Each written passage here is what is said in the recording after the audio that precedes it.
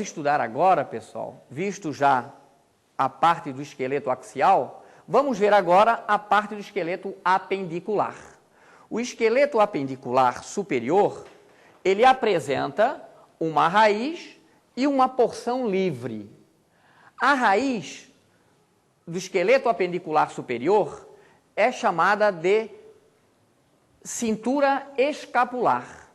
Essa cintura escapular, que é essa raiz do membro superior, ela vai prender todo o membro superior no tronco. E essa cintura escapular, ela é representada por dois ossos, ela é constituída, ela é formada de dois ossos. Ela é formada pela clavícula, que é esse osso que nós podemos observar aqui nessa altura, e que podemos palpá-lo em toda a sua extensão no nosso corpo, e também pela escápula, que é esse osso que fica na face dorsal do corpo. Fica na face dorsal do corpo, a escápula. A escápula, observem, pessoal, tem uma saliência óssea chamada de espinha da escápula, que também nós podemos palpar a espinha da escápula, também toda a extensão. E na extremidade lateral da espinha da escápula, então, justamente essa porção aqui, é chamada de processo, é chamada de acrômio. É chamada de acrômio. Acima da espinha da escápula, encontramos uma pequena depressão, chamada de fossa supraespinhal. E abaixo dessa espinha da escápula, uma outra depressão, a fossa infraespinhal. Agora, por dentro, entre a escápula e as costelas, fica então a fossa subescapular. Aqui por dentro fica a fossa subescapular.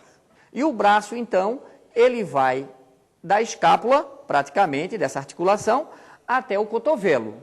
No braço, nós vamos encontrar um osso chamado de húmero.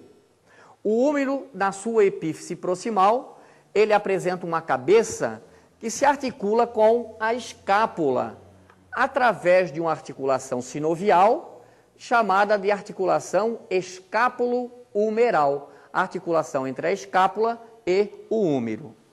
Na sua extremidade distal, ou na sua epífice distal, duas saliências ósseas também nós vamos encontrar, que nós podemos palpar no nosso próprio corpo, nós podemos palpar. Essas duas saliências correspondem aos epicôndilos. O que fica no plano mais próximo do plano mediano é o epicôndilo medial, que é a parte mais saliente. E o do outro lado corresponde, então, ao epicôndilo lateral. Muito bem. Agora, observe que o próximo segmento que nós vamos encontrar no membro superior é o antebraço. E o antebraço corresponde ao segmento que vai do cotovelo até o punho. Nessa região, dois ossos nós vamos encontrar aqui. Um osso que fica mais lateral, que é o chamado rádio. E um osso que fica medial, que é chamado una. O rádio é fácil de nós identificarmos qual dos dois ossos é o rádio. Basta ficarmos na posição anatômica e considerar o dedo polegar como se fosse a antena do rádio. Então, o rádio ele é o osso lateral do antebraço, ele fica do lado do polegar. Muito bem. No rádio, na sua epífice proximal, vejam que ela tem uma disposição cilíndrica, e na sua epífice distal, uma pequena projeção óssea, que também podemos palpar no próprio pulso nosso, no próprio punho nosso, uma região chamada de processo estiloide. Na una, a mesma coisa. Na sua epífice proximal, nós temos uma projeção óssea para cima, que é o olécrano. E o olécrano é justamente a parte que nós apoiamos o cotovelo, é o olécrano.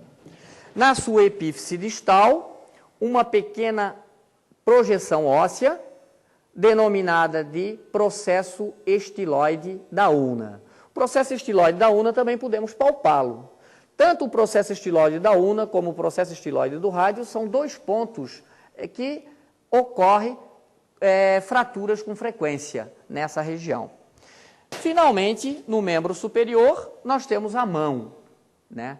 Na mão, nós vamos encontrar os ossos do carpo. Mão significa carpo. Então, nós temos os ossos do carpo.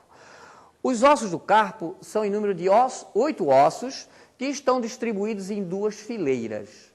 A partir daí desses ossos do carpo, nós temos os metacarpos, que são numerados de 1 a 5, sendo que o primeiro é o do polegar e o quinto metacarpo é o do dedo mínimo. Finalmente, nós temos as falanges, que vão constituir os dedos. Cada dedo apresenta 3 falanges: a falange proximal, a falange média e a falange distal. Cada dedo apresenta 3 falanges, então, a falange proximal, a média e a distal. Com exceção do polegar, que possui apenas 2 falanges, a falange proximal e a falange distal.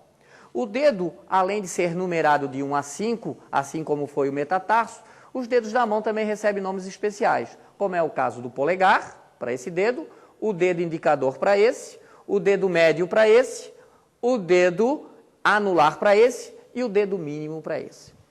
Muito bem. Agora que já estudamos a parte do esqueleto apendicular superior, vamos ver a parte do esqueleto apendicular inferior e os seus principais acidentes ósseos.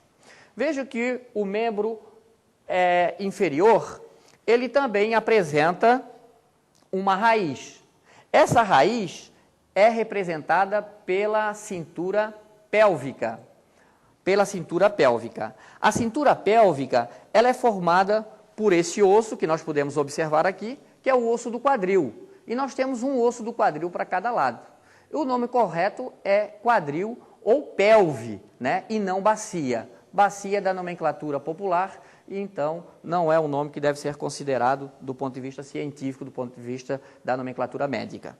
Muito bem. Então vejam que esse osso do quadril, ele aqui é um osso já de adulto, ele é constituído de 3 partes. A parte mais superior corresponde ao íleo, a parte mais inferior e anterior corresponde ao púbis, e a porção intermediária, essa porção intermediária corresponde ao isquio. Então, nós temos 3 ossos de cima para baixo: o íleo, o isquio e o púbis. Nesse osso, quero chamar a atenção de 2 acidentes ósseos importantes. O primeiro é o acetábulo, que é essa fossa nesse osso, que se articula com a cabeça do fêmur. E aqui, então, nós temos uma articulação também sinovial, chamada de articulação coxofemoral. E a outra estrutura óssea que eu queria chamar a atenção, o outro acidente ósseo, é a crista ilíaca, que é essa margem superior do osso íleo, que nós podemos também palpar, né, praticamente quase em toda a sua extensão. Vejam que a seguir nós temos então o segmento da coxa. O segmento da coxa, pessoal, é esse segmento que vai da articulação coxofemoral até o joelho. Nesse segmento da coxa, nós temos um único osso denominado de fêmur. O fêmur, ele é o maior osso do corpo humano. Ele, na sua epífise proximal, apresenta uma cabeça, a cabeça do fêmur. E, anteriormente, essa cabeça do fêmur, contornando essa cabeça do fêmur, nós temos o colo do fêmur. Colo esse que se fratura com uma certa facilidade, principalmente em pessoas idosas. Na epífise distal desse osso, nós temos 2 côndilos, que são essas 2 massas ósseas. A que fica do mesmo lado da cabeça é o côndilo medial. E a que fica do outro lado, a outra massa óssea do outro lado, corresponde ao côndilo lateral. Em cada côndilo desse, nós temos uma parte mais saliente, chamada de epicôndilo. Então, nós temos o epicôndilo medial como a parte mais saliente do côndilo medial, e temos o epicôndilo lateral como a porção mais saliente do côndilo lateral. Vejam que a seguir nós temos esse ossinho aqui, que é chamado de patela e não de rótula. Rótula é da nomenclatura popular, é da nomenclatura antiga. O nome correto é patela. É um osso que fica localizado no joelho.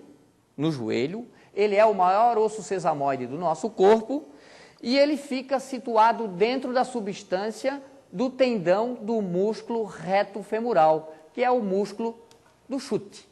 Ele fica justamente dentro desse tendão, desse músculo. A seguir, nós temos um outro segmento que é chamado de perna. E observem que a perna é só esse segmento do membro inferior. É a parte que fica entre o joelho e o tornozelo. Perna é só isso, não é todo o membro, é só essa região. E nessa região da perna, nós temos dois ossos também. A tíbia, o osso da canela, que é o osso medial da perna, e a fíbula, que é um osso que fica lateral na perna. A tíbia, pessoal, ela possui também na sua epífise proximal dois côndilos, duas massas ósseas, o côndilo medial e o côndilo lateral. Na epífise distal desse osso, uma projeção óssea é conhecida como maléolo medial, que nós podemos palpar também no nosso tornozelo, o maléolo medial. A fíbula, por sua vez, é o osso que fica lateral na perna. A fíbula também apresenta na sua epífise proximal uma cabeça e na sua epífise distal ele apresenta o maléolo lateral. O maléolo lateral também pode ser palpado na nossa tornozelo. Finalmente, nós temos então o pé. No pé, nós encontramos 7 ossos chamados de ossos do tarso. Na mão é carpo, no pé é tarso. A partir daí, nós temos então agora os ossos metatarsos. Os metatarsos também são em número de 5, sendo que o primeiro metatarso, assim como foi lá na parte da mão, o primeiro metatarso corresponde ao do dedão grande do pé, que é chamado de hálux. E o quinto metatarso corresponde ao do dedo mínimo, do dedinho pequeno do pé. E, finalmente, nós temos as falanges, como também na mão. Nós temos uma falange proximal, uma falange média e uma falange distal. Sendo que o hálux, que é o dedão do pé, ele apresenta somente 2 falanges. Uma falange proximal e uma falange distal.